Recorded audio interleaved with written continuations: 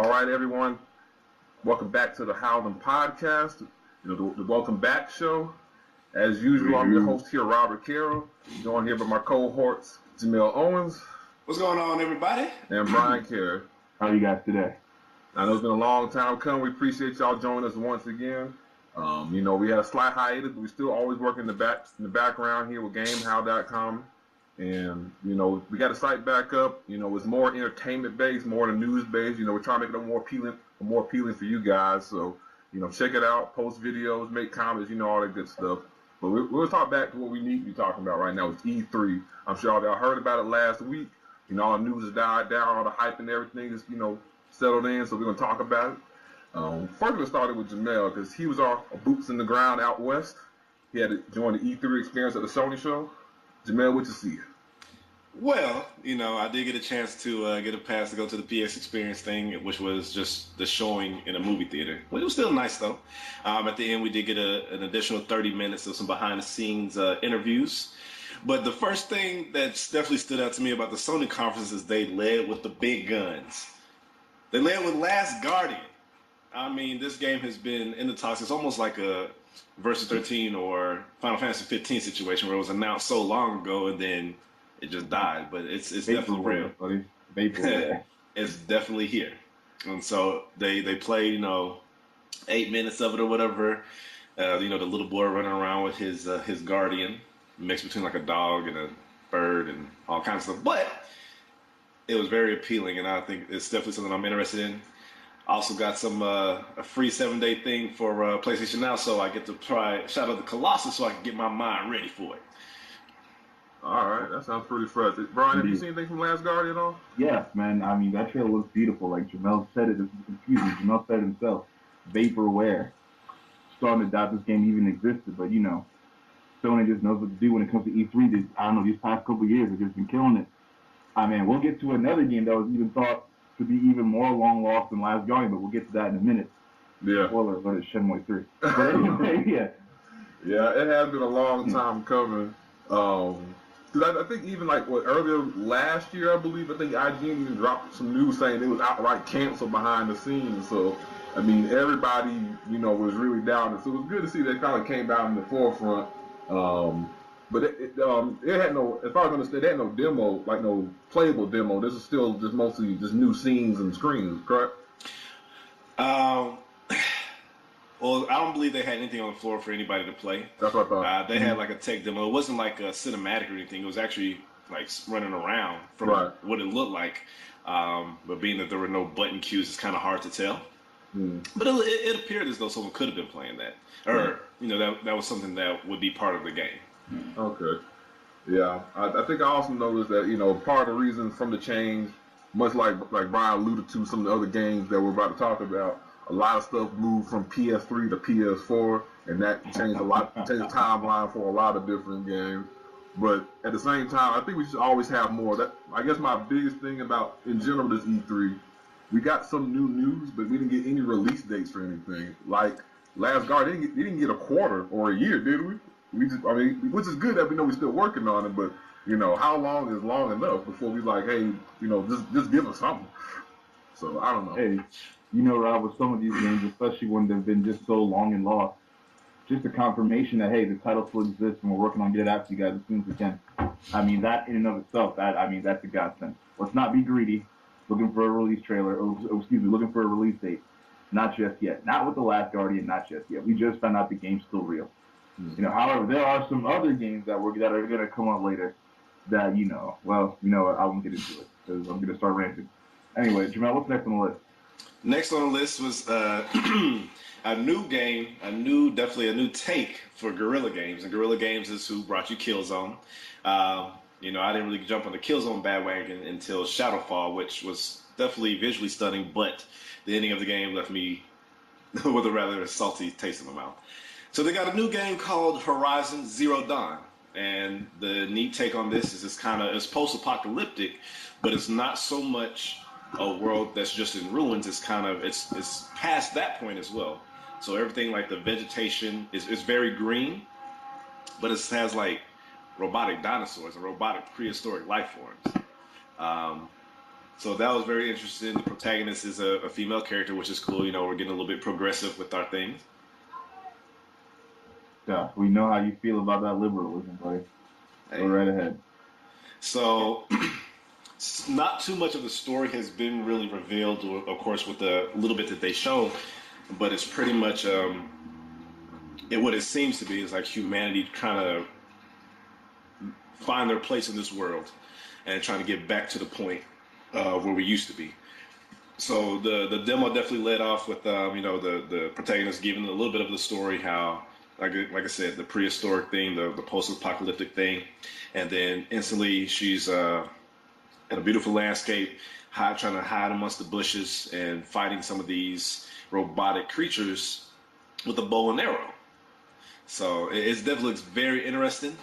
It's definitely taking the agenda of the now current gen, and it's really good to start to see some of these games that are being made, you know, a year after these releases to see what these systems really can do.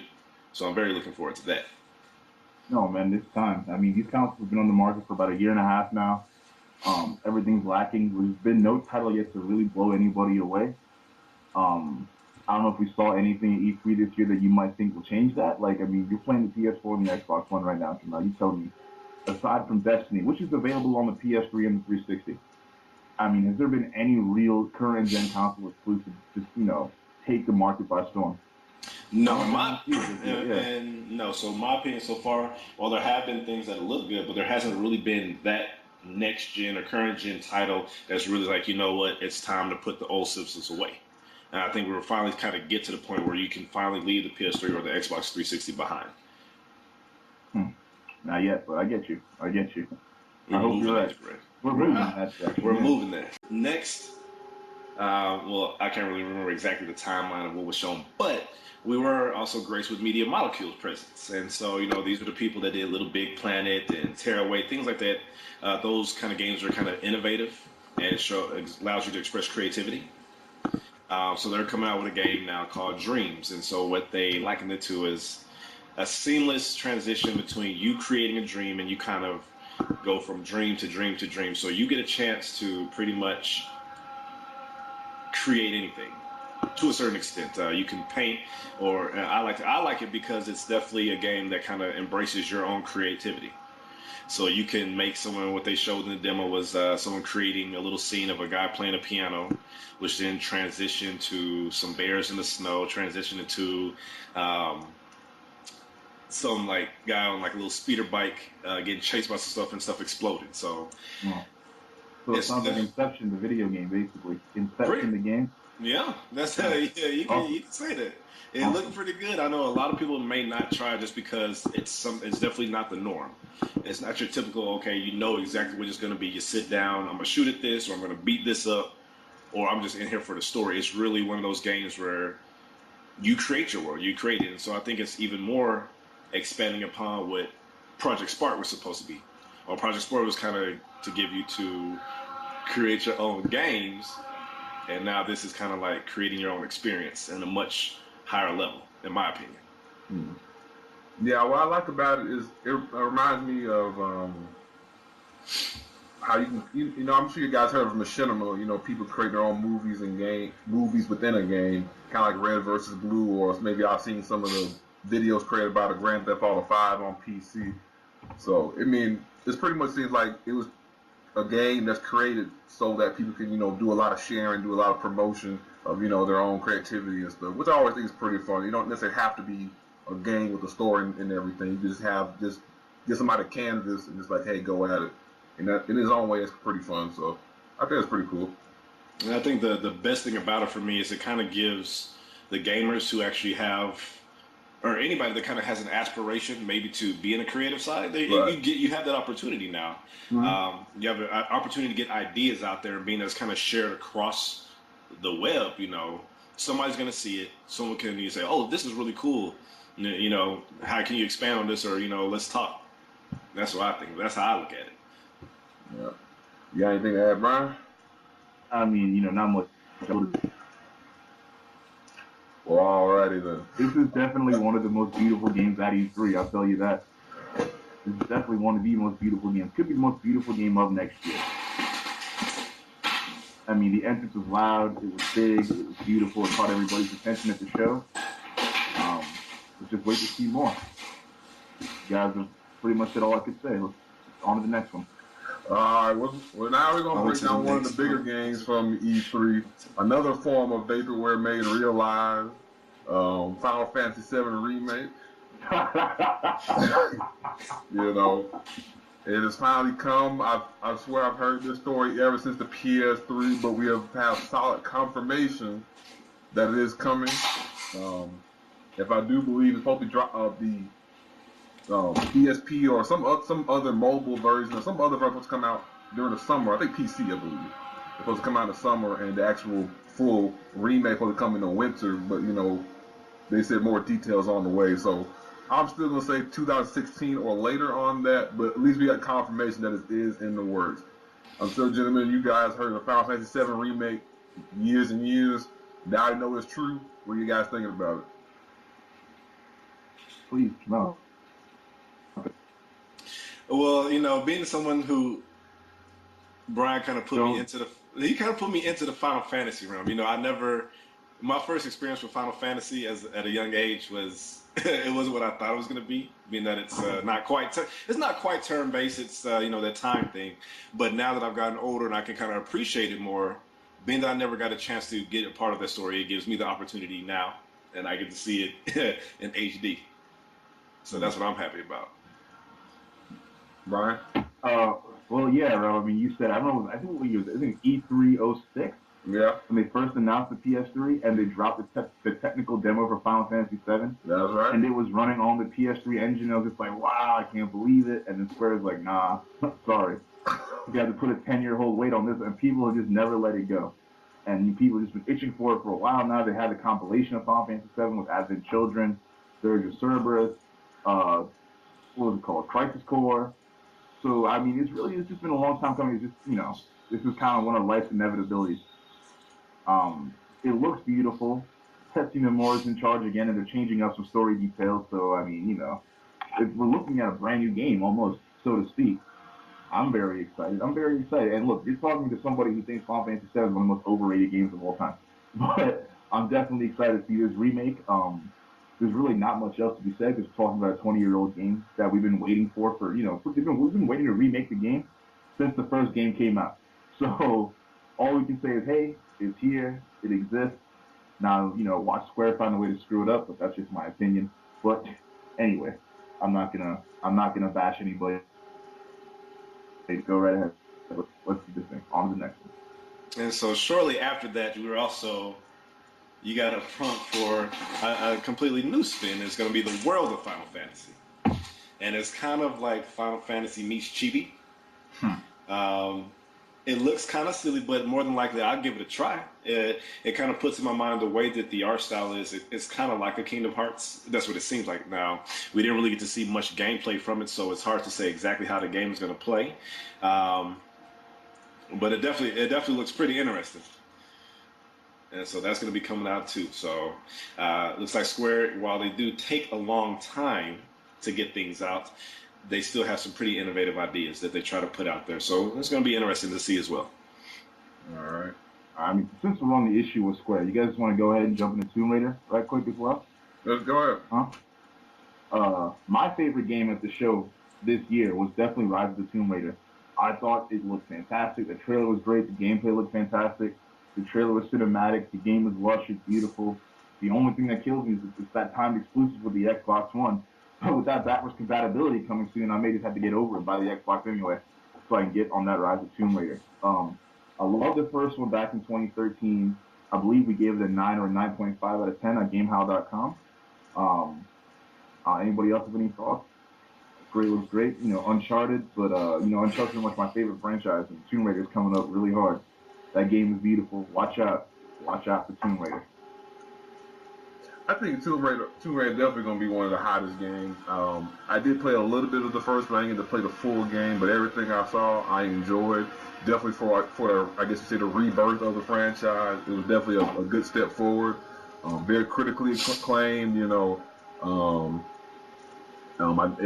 just a lot more different. It was just more than just the big chick with tits and guns. So I mean, I guess that was a big step forward for somebody because everybody tend to like it overall. You're cracking up, Jamel. Come on, that's true. That's exactly what Lara Croft was up until a couple of years ago.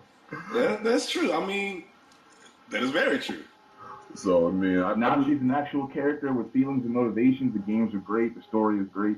She's actually she's not a real person, but she feels like a real character, as opposed to just something iconic that we're supposed to look at as an icon and nothing more. pretty I much. mean, it's definitely come a long way from bouncing around, doing flips and Ks, holding 2 Desert Eagles and shooting wolves. So it's definitely grown a lot since then. And there were some iterations in the middle there between like Tomb Raider 2 and now that were pretty lackluster. So it's definitely good because last one was good.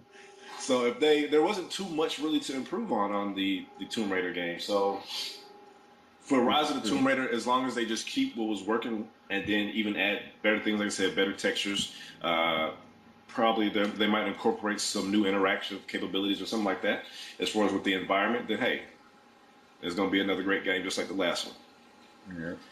But just doubling back to PlayStation, Well, another sorry, game. Okay, no, go ahead. No, go ahead. What you got? What you got? I was just saying, since we're on Square, go ahead and wrap it up with the big gun right now and be done with the Square Enix business. You know what I'm talking about. I do. Kingdom Hearts 3. Brand new gameplay trailer. Looks gorgeous. Looks absolutely stunning. Rob, I still say the game's not coming out to 2017 at the earliest, but I cannot wait. Kingdom Hearts 3 was absolutely gorgeous. Oh, that game looked beautiful. It may not come to 2017. Again, my issue is Square, they don't give you a solid date. They push it back when they do. Exactly. And so, like, everything they say, or show, we've seen actual gameplay. We've, seen some new mechanics. We've seen enough to say, okay, there's a build of a game that we have something to show people. So I'm thinking this game must be farther along the way. Like I said, I did like everything I saw for Kingdom Hearts 3 so far, but I just feel at the same time, I think there just should have been more. For all you fans out there, there is going to be another event, I think called the D23. It's a Square Enix event later this year. It's supposed to have new details about all titles, including Kingdom Hearts 3. Another thing that was missing from the Square Enix show was Final Fantasy 15. While we did get the demo earlier this year, which is actually pretty good. Which was great. Oh, I hate you so much. So, we know that one has to be in good production if they feel good enough to put a demo out. But I always say it only took 9 years. It only took 9 years to come up with something you feel good about. Go ahead now. The demos received it received a great reception, which is probably why Square didn't put it on at the show. They probably didn't want to mess with that momentum. I felt now was the perfect time. But Square, they're going to hold up the Tokyo Game Show or D23 or Jump Fest before they announce the release date. Exactly. So hold out for TGS. Everybody who's, desperately clinging on to news for Final Fantasy 15, which I'm at the top of that list. So, yeah. Just hold out for TGS later this year. Hopefully we'll have something solid. And one more thought on Square Enix. In relation, also released for Kingdom Hearts was something also called Kingdom Hearts Unchained, I believe it's called. I was hoping you'd forget to mention it. Well, the reason I mentioned it because I just wanted to point out something that's happening with Square and also relates to the world of Final Fantasy that Jamel mentioned earlier. I think Square Enix is in a weird place. Like they're trying. I feel like they're trying to be both a little bit Nintendo by trying to do more mobile, try to be more sociable with their game, and doing the hardcore titles that we're used to, like your Final Fantasies or your Kingdom Hearts, and the stuff that the hardcore gamers would like to play. They try to do a little too much. Like you try to do handhelds on one end, try to appeal to the kids, appeal to the mobile kids who's in the back of the car playing the PSPs and whatnot, and then on the other hand, you push back all the hardcore titles that people spend $60 or more to play. I'm just like, okay, y'all need to pick an identity and stick with it. We don't need all these handhelds, or we really just need more of these core titles. Or if you're gonna do handhelds, go all in, but don't half step it. And then we got just so you know, Brian, the top I just found out, Unchained actually takes place before the Keyblade War. Insider. So it is connected to the story in some type of way. No, Rob, I don't want to have You're gonna have to. Hey, but look, it looks like I'm looking at it right now. It looks kind of fun. It is rather cute, and I know how you feel about cute stuff. Yeah, oh yeah. But with that said, it looks like Slander. But it okay, could go ahead. it could be interesting. I mean, It it's not could a be. card game. I mean, Whoa. First and foremost, Chain of Memories was, yes, a card game, but it was still one of the best games in this franchise. Straight up. That's all I got to say. As you were. it just thing about me is like, from my understanding, you don't play as even in Chain of Memories or all the other handhelds. You play as some pivotal character. You make me want to play it to some degree. Like the fact I'm not playing a Sora, Riku, Kairi, or any of the major players in the story. Or it doesn't even seem like you're playing as a major player in that game, like somebody like a new character, like Bro, so you're not even the main character in your own game, bro. it feels like I'm just I'm like it's a completely side story.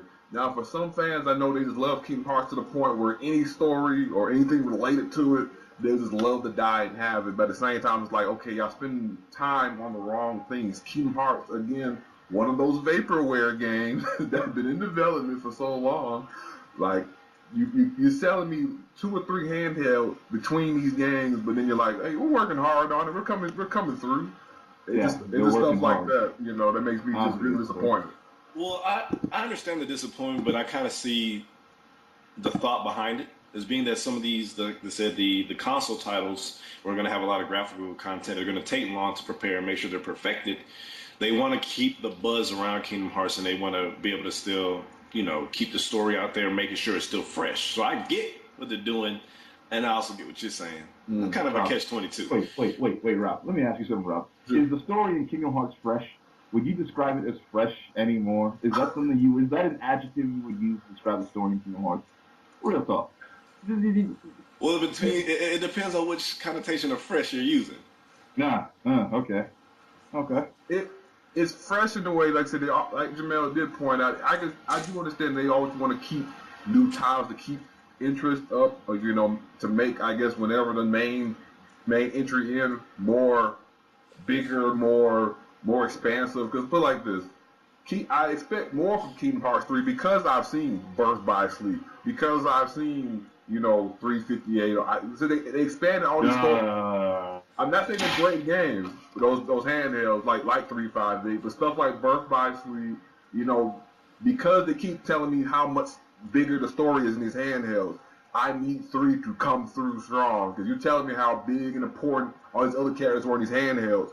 You better make them important when that main title does come around, which Kingdom Hearts 2 did not do. But we're not going to get on that because I'll be here all day. So we can have a separate podcast about Kingdom Hearts. Yeah, we can do a separate podcast. Yeah, final mix. Let's bring it back around. Yeah. So bringing it back to the PlayStation, they also they provided you a more sense of the scale of a game. So we've seen games that have been innovative, but now this one is going to be coming out to show you how big and expansive a game truly can be, and that's going to be No Man's Sky by Hello Games. And so, in the presentation, the guy performing or promoting the game was, on a planet, and he left the planet. He's, at the main screen of the galaxy. And say, all right, so now this is like, let's say this is this solar system. This is the sun. All these little dots here. These are planets you can go to. And he zooms out. Now these are other little galaxies. And he say each dot is somewhere you can go. Each dot is a galaxy, and each dot a solar system that has planets that you can be on. They're planet-sized planets, And so he just keeps zooming. He's zooming for it felt like a long time, but he's zooming. It's just dots everywhere, and he just say, okay, we're just gonna pick a random dot. And you go to these random dots, you upload information, and then essentially you are embarking on a path where you discover planets. And so once a planet has been discovered, someone else might come along, or they may not, being that it's so expansive, so big, but they might come along to a planet that you were the first to discover. And I think that's pretty cool. So you got portions of the game where you can have firefights, in your spacecraft, or you can just drop down to the planet, land, fight some enemy, or I would say enemy, or find alien life form, or attack things there while you're gathering information. It's kind of hits on all the phases of what you would think of like a space travel RPG could be. Brian, have you seen anything concerning No Man's Sky? No Man's Sky, yes. I'm sorry, I just want to see if Rob had anything to say real quick. Yes, but I look at No Man's Sky and I kind of think Minecraft meets Grand Theft Auto 5 in space. You know, it looks nuts. It looks absolutely nuts. I don't know. You kind of said it. You took the words right out of my mouth. It looks beautiful. The game is massive. You talk about 18 quintillion worlds in the game. I think it's going to be a video game. Like I said, Minecraft meets GTA 5 in space.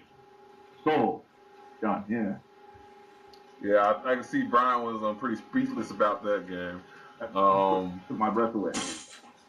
So, but yeah, That's like too the hard, game man. could you know, like Jamel was saying, the game, like the guy keeps saying on the presentation, the game is procedurally created, meaning pretty much the game creates its own world, so to speak.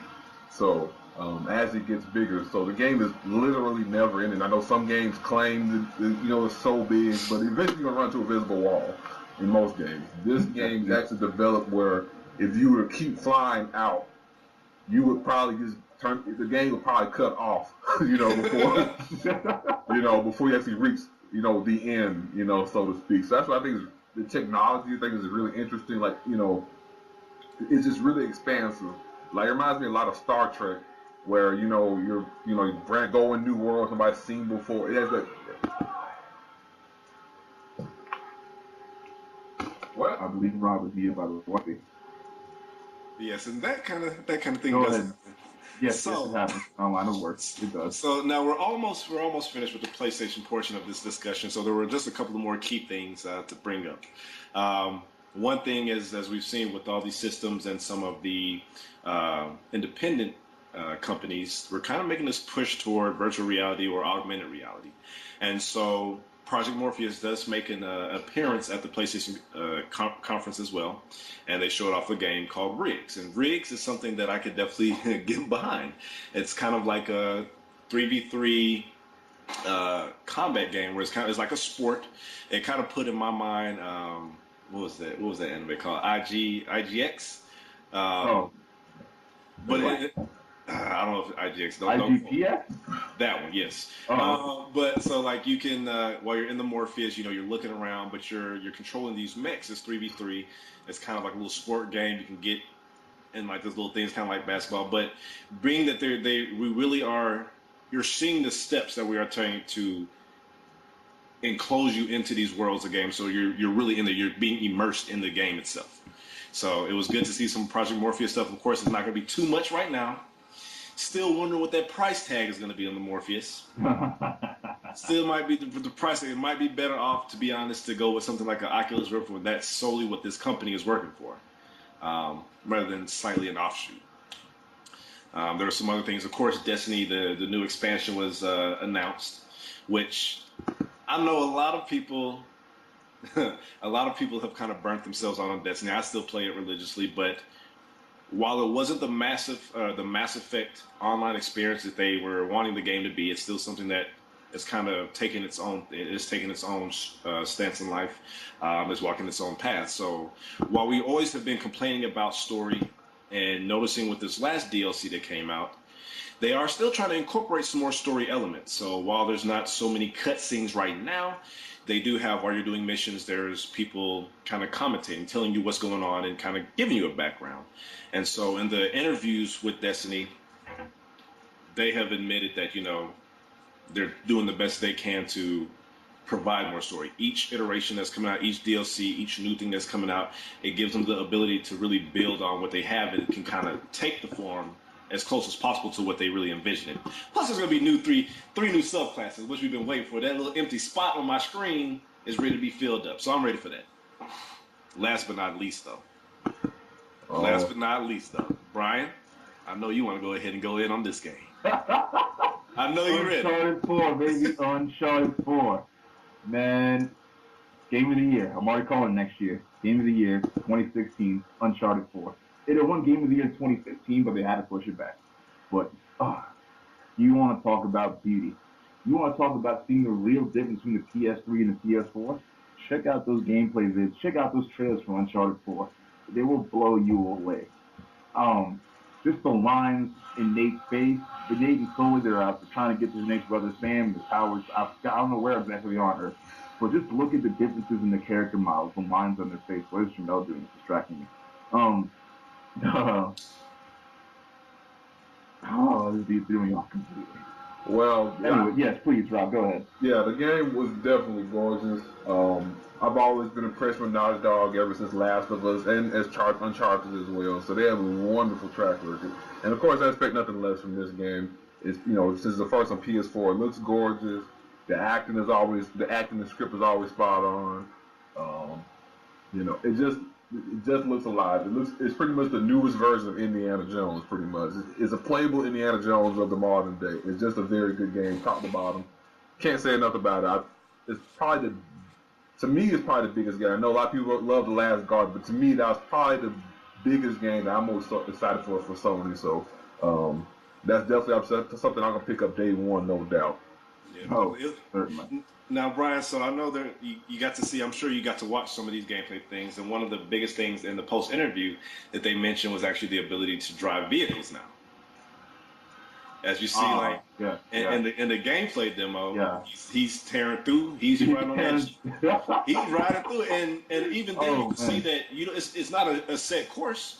You could have gone, he could have taken different little routes. He may not have ended with the same result. He might have got messed up, but the inclusion, and that's what I like to see in games, being, like I said, probably the same with Tomb Raider. When you have a game that did what it did very well, and then you keep what you did well and just add on some new stuff, it's going to be another great game, in my opinion. Now, you can always trust Naughty Dog. Whenever they want to add a new feature to a game, they go all in on that new feature. Like, I remember when I first played Uncharted 2, and, like, the thought of playing Uncharted online was the most ridiculous thing to me, you know? But here we are. Their online mode is pretty decent. Their shooting mechanics are pretty decent. I don't say pretty decent, they're pretty great. Pretty much this, Uncharted is a franchise, and Naughty Dog is a company that just does everything really well, you know? They're kind of like the LeBron, dare I say it, of the video game industry. You know, not the best three-point shooter, maybe not the best defender, maybe can't jump as high as he used to, but they do so much of everything so well that they're just the best well-rounded company. They make the most entertaining games, and Uncharted 4 is going to blow everything away by far. No worries. I'm the biggest Uncharted fanboy. I got nothing else to say. If you haven't played Uncharted yet, stop what you're doing and go get it right now. 1 or 3. Go buy the whole trilogy. They got the whole trilogy in a pack. Go get it. It's a great buy. $60 is definitely worth it. Go do it. But Rob, if you got anything else you want to add to that, or would you guys jump into the Microsoft portion of the show now? We'll go ahead and jump to the Microsoft part of the show. I know we dealt a good dick into Sony, which is, in my opinion, just to say overall, I think it's probably the best show out of all of E3. Again. We'll go ahead and jump to You're a resident Xbox fanboy, Jamal, so please lead the way. I'm not a fanboy. I just like to say that this is definitely a good time to be a gamer. So if you can have both systems, have both systems. You have all the systems, because there's plenty of games on each console that's going to be great. Eventually. All right. Since we're jumping into it, Gears of War 4, because that's the only game I really care about. I'm not much of a Halo guy. So Gears of War 4, and I saw the trailer for Gears of War 4 just this morning, and just the nostalgia of watching the soldier, the cosplayers just creep through the dark. It looked like they had a bunch of krill or bats they were shooting at, and there was a giant explosion in the back. It just took me back so hard. Oh, Gears of War, I can't wait. I think I'd buy an Xbox One just to play that game. That's pretty much all I saw. For me, for the Microsoft show, there was Gears of War, there was Halo 5, and there was the fact that the Xbox One will now be backwards compatible going into next year. If there's anything else that anybody saw in the Microsoft show that was worth noting, please let me know. Otherwise, that was Of course. Of course you felt it. No, that's because, again, I'm not a fanboy. I enjoy all. But as we've already mentioned before, of course, the Tomb Raider is going to be one of the better games that was shown for the Microsoft. The backwards compatibility was probably their biggest gun, in my opinion, just because I'm already mad that I sold a lot of my games and now I can't play them. Because I can't get them back. My Mass Effect trilogy, gone. But also Microsoft, they like to be able to do everything. So in the realm of competitive gaming, there's a popular controller being used by a lot of first-person shooters, and that's the Scuff, which can get rather expensive. So now they've gone ahead and taken it upon themselves to create the Elite controller. And so the Elite controller will have pretty much the same customizing options, customizability that you did with the Scuff. You'll have the paddles, you'll have the trigger stops. You can adjust where the thumbsticks are. So at a price of probably going to be about $150, I think that's going to be a very good substitute and something to maybe create enough competition to lower the prices and make them a little bit more manageable by Scuff as well. Can I ask you something, Jamal? What's up? On that brand new Xbox controller, did they finally fix the D-pad? Did they finally fix the D-pad? Yes, you can have it where you have the omnidirectional pad, or you can have just the 4 individual buttons. Thank you. Yeah. All right. Okay. All right. So yeah, that's something you can look at. They also they show the HoloLens, and while we don't get a true sense of everything that it can do, and being that we're not wearing the headset ourselves, it's kind of hard to know what's real and what's not. But they did show an application using Minecraft, and they also did a little demo of like a Halo thing, which for the Halo thing, like you put them on and it had you walking down a hallway, little waypoints popped up, and you go here and go there, and then like you're in a briefing room. So again, AR versus VR, no, they're not the same, but they're both very much welcomed by me. Alrighty. We just do, just always point out one of the biggest things from Microsoft is, of course, the backwards compatibility. It's a game changer, man. That is a game changer. It is a game changer.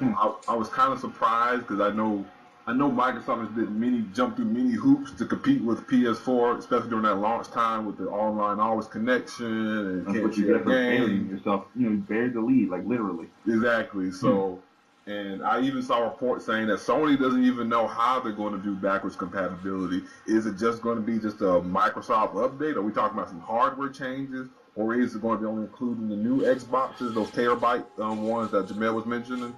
So I don't know.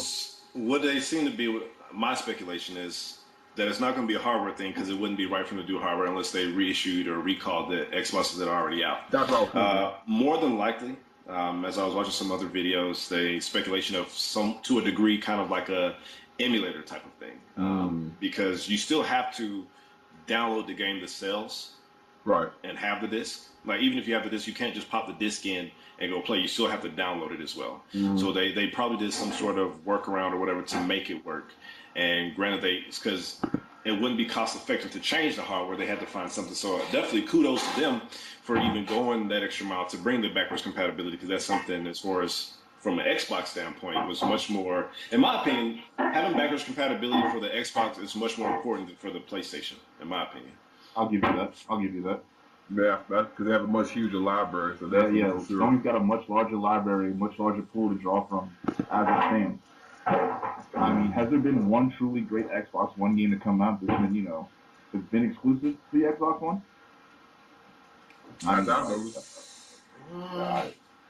Mel, you're a fanboy. You let me know. Nah, I wouldn't say so. Okay, does anybody want to talk about Halo 5 really quick? Because I know there's going to be a large part of the audience that wants to hear about that. Well, Halo 5... Please leave your agenda out of it. There's no agenda. The Halo 5 just looks very interesting as far as, Bungie... this is what we expect from Bungie. So, whatever you felt was lacking from Destiny, I feel that Halo, from what they've shown, Halo is going to be exactly what you expect out of Halo.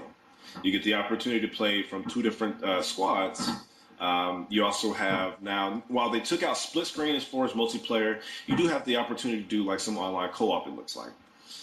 So one thing they did include, which is new, is there is going to be some AI in the multiplayer. So like if you're playing like a PvP match, there will be AI controlled enemies that you would have to navigate through or kill as well. So that's something that's going to be a little bit industry, something that's going to be giving the ability to learn and adapt from. Well, alrighty then. I know we had something else a little more on the docket, but I did at least want to just kind of drop a dime on Nintendo. At least, they just make sure the podcast touched on the big 3. They definitely had the weakest show of the whole entire conference. I looked on both Destructoid and IGN. They have the lowest, they had the lowest rating of all the conferences. So they're disappointed from top to bottom. They had mostly Nintendo DS games. I think they're bringing links.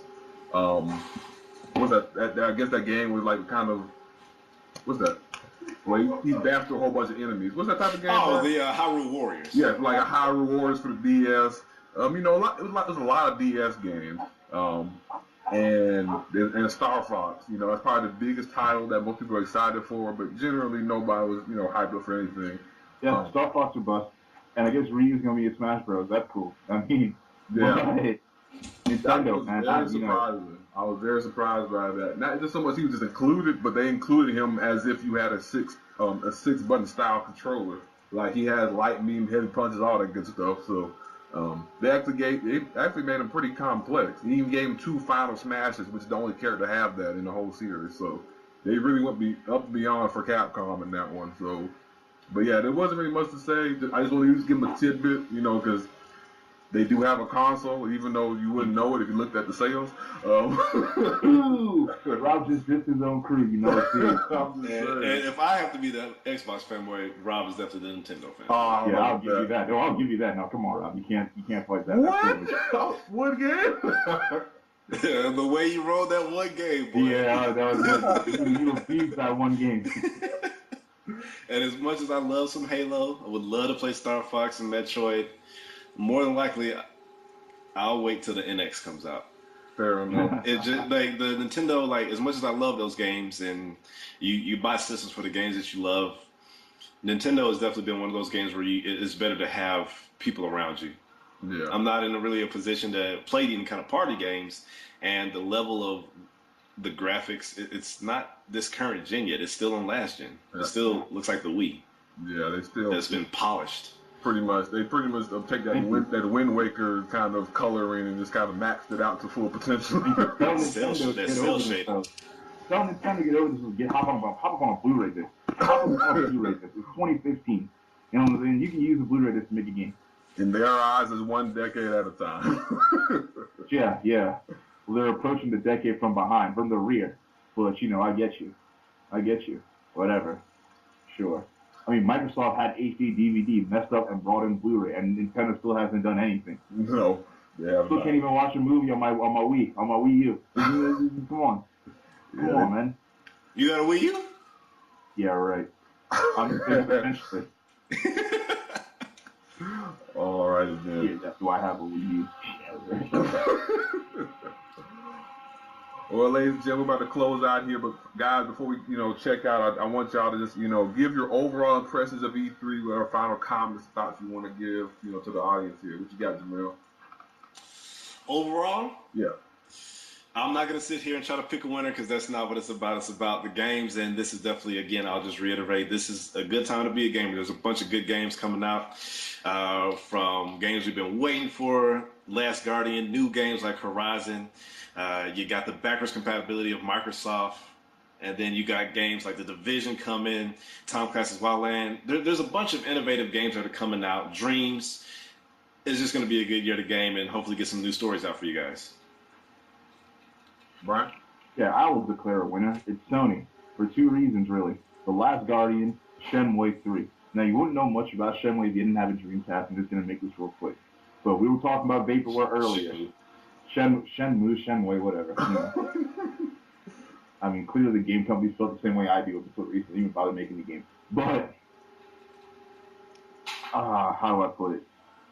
I think Sony just knows what the fan wants at this point. They would know what their fans want, and they know which buttons to push. So while Gears of War 4 is amazing, and Halo 5 looks really good, even though I'm not really a Halo guy, still looks pretty great. And backwards compatibility might be the single biggest piece of news for me anyway from the whole show. I'm going to say overall, in terms of consistency, Sony wins yet again. Rob? I'm probably going to be a little downer on this one, just because, I've been watching, much like y'all, I've been watching E3 for, years and years, and in my opinion, this is probably one of the weakest E3s to me personally overall, and not because not the amount of games. I agree with you all, Ollie Brian. Sony won by a mile, They had the most games. They showed the most games, and that in itself makes you the winner. I mean, other people, you know, like I said, we talked about Square Enix and others earlier. All announcements or new updates. I guess what I miss from E3 from, you know, what is different nowadays is that we don't get the new titles you never heard of. Like you get more you get more new announcements or new details. Like we all knew Tomb Raider Uncharted were coming. We all knew, you know, Kingdom Hearts or all these other games were expected to come. We didn't get none of that brand new, we never before seen, never heard of. And like I said, with most of these other nowadays, there's so many other different conferences. There's E3, Tokyo Game Show, the D3. And nowadays, I think you get more of the unheard of games from the Video Game Awards show and stuff like that.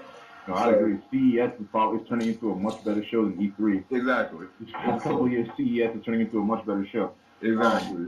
So while it wasn't like I said, a bad show, it's just like my inner gamer is like I want to hear something like surprise me. You know, just give me something I just never heard of. Just surprise me. Everything was either what I expected or just disappointing. Or something you've already heard of. No, I get you. Right. I would love some more new IPs. Yeah. Well, at least it was better than what was it? It was last year, right? When they said, "Oh, by the way, we're going to be making an announcement of Kingdom Hearts 3." Like, really? Yeah. Of course you are. An announcement. Exactly. It's better than that. And I mean, one good thing we did kind of miss on, or I want to make sure people knew about Microsoft, is one of the things that it's funny because they used to call the PlayStation the indie station. And I feel like I saw a lot more indie games coming from Microsoft than I did from PlayStation this year. Well, once again, that's them catching up to the curve. That's them catching up. Sony's been doing this indie game thing for the past several years now, man. I mean, not to put on my Sony fanboy hat. I'm sorry. I'm just saying. You never Late took to it the off. party. Well, okay, that's true, and I probably never will.